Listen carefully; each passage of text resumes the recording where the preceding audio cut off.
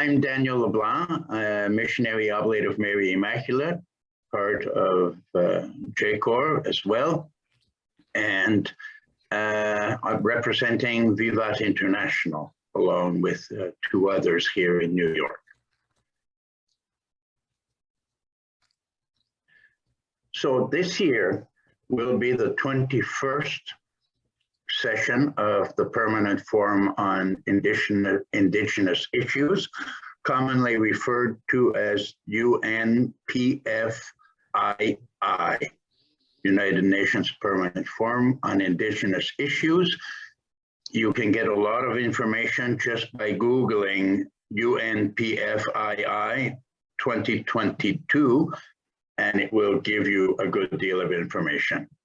We could move ahead, Teresa. Does it not move? There. Okay, so just want to take a quick look with you on when and where the Permanent Forum will be held, the theme this year, the type of outcomes or aims we hope will be produced, and the primary modes of NGO participation. We can move ahead. Thank you. So the forum this year will be held from April 25th to May 6th. And the webpage of the Permanent Forum says at UN headquarters in New York. That is not likely to happen, although the Secretariat, who is in charge of organizing the forum, still cannot give us complete information. I believe it will be held mostly online, although some country representatives may be at the UN. Sadly, because this has been one of the occasions when at least 2,000 to 2,500 Indigenous people from around the world have come to New York and had the opportunity to interchange amongst themselves and to participate in person. This year, as you all are well aware, there are a couple of problems. One of them is COVID, and the other is that many embassies or consulates of the United States are still not functioning in many countries of the world. So it's just about impossible for people to get visas unless they have one that gives them the opportunity of multiple entry into the United States. But still then, there are rules now for getting into the United States, even if you have a visa. So it's not likely that many will be able to come, if at all. Let me see if I can get rid of this because I see the pictures here and I can't read my own text. Okay, the NGO committee then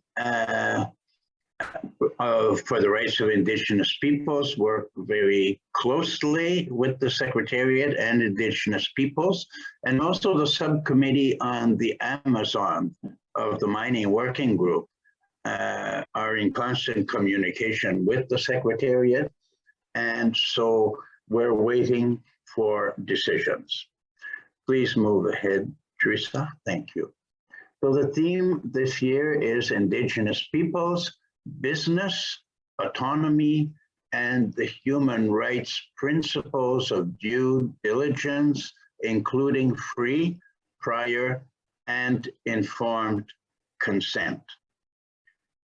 This we consider very, very important, as do all of the Indigenous peoples. The World Bank has taken this, but with some changes. The World Bank speaks of free, prior, and informed, but not consent. So there is still some discussion, important discussion being held.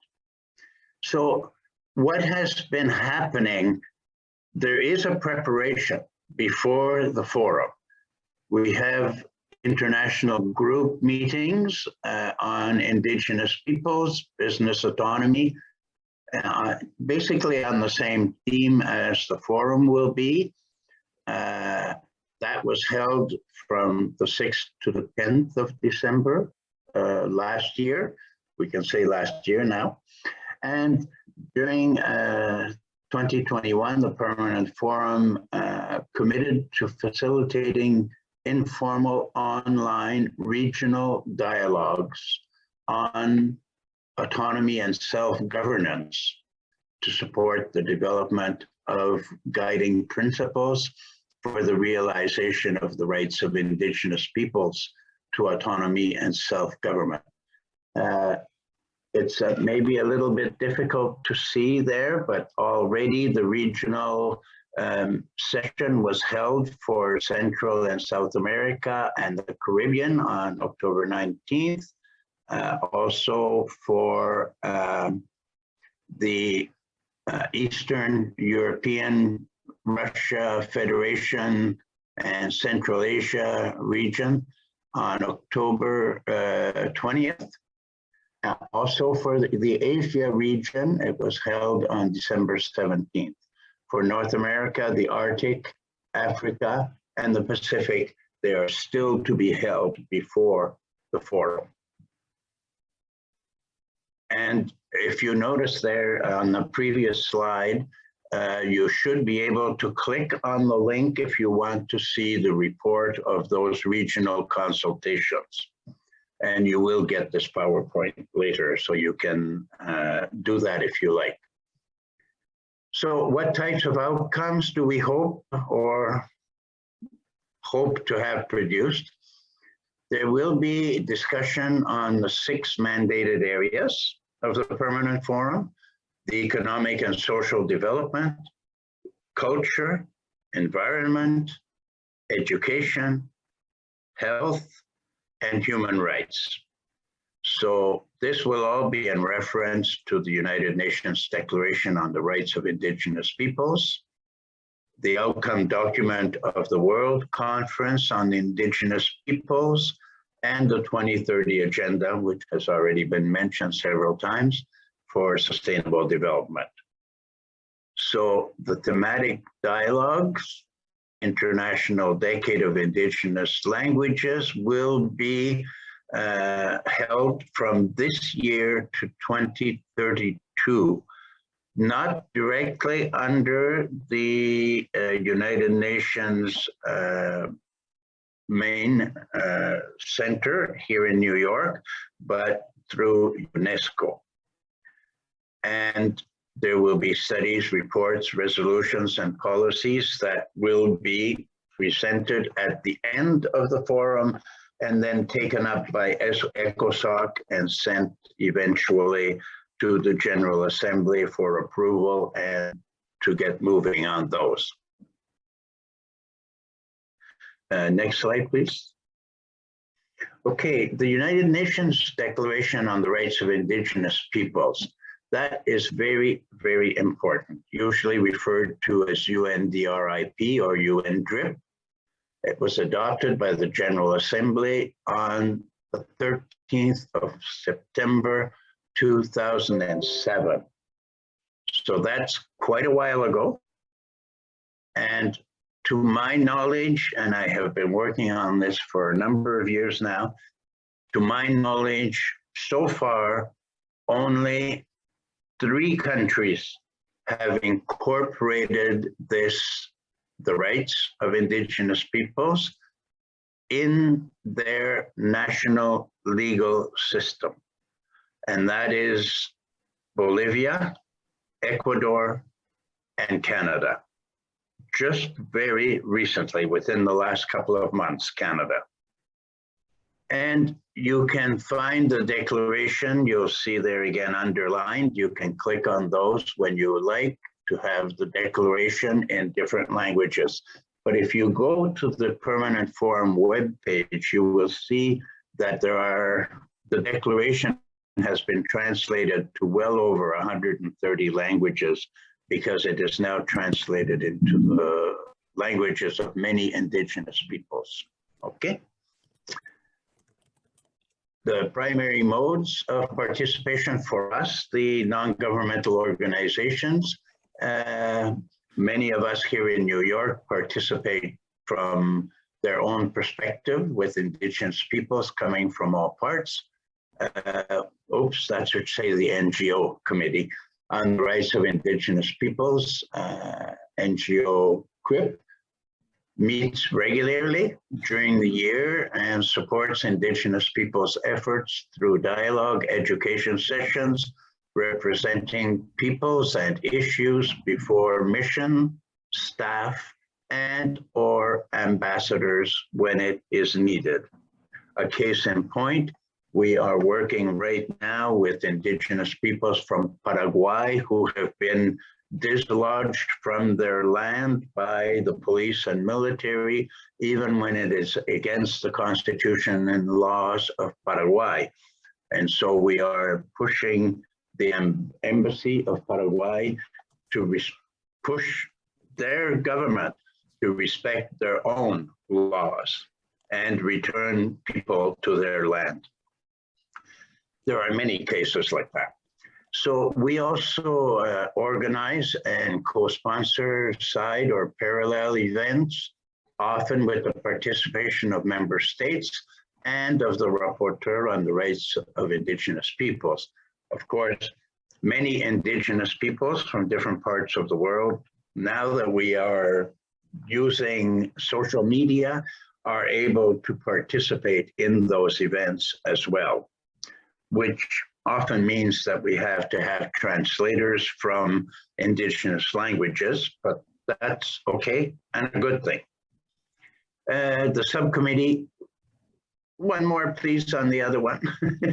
The subcommittee on the Amazon of the Mining Working Group also organizes 3 to 5 events each year with different organizations that we work very closely with, like REPAM, which is the church network of the Amazon that was formed in preparation for the Amazon session in Rome a couple of years ago, with CIMI, which is the Bishops' Conference section for Indigenous peoples in Brazil.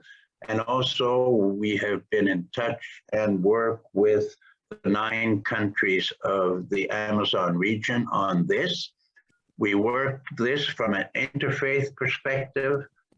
We each year have an event with Indigenous peoples themselves from different faiths, women and men, half from the south and half from the north, where they can dialogue and exchange and find points of convergence amongst themselves. So I think that's pretty important. So I leave it there for now because my time is up, I'm sure. Thank you very much. And if there are any questions, please put them in the chat. I will remain to be able to answer them later if need be. And I think it's time for question and answers. Beth, I pass it on to you. Great, thank you so much, Daniel. And thank you again for the presentation. It is wonderful to have this great overview of these various upcoming commissions. We do have just a few minutes scheduled for questions, and I see a hand from Jane. Over to you, Jane. Yep. Good morning, everybody.